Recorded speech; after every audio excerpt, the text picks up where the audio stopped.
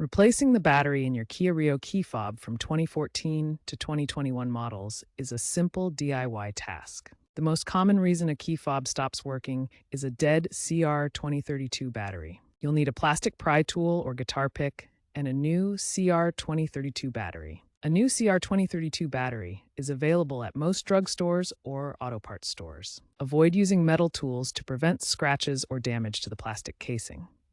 Before you start, ensure your vehicle is turned off and you are working in a well-lit area. Put on gloves to protect the electronic components from any possible damage.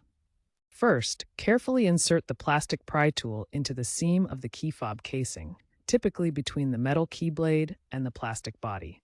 Gently twist to release the clips securing the case. Once open, note the orientation of the old battery positive side up before removing it.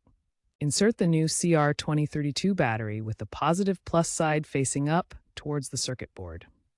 If the remote still doesn't work after replacement, clean the battery contacts with isopropyl alcohol and double-check the battery orientation. If the case doesn't close properly, apply a thin layer of silicone grease to the clips. Finally, test the remote from a distance of 10 to 15 feet.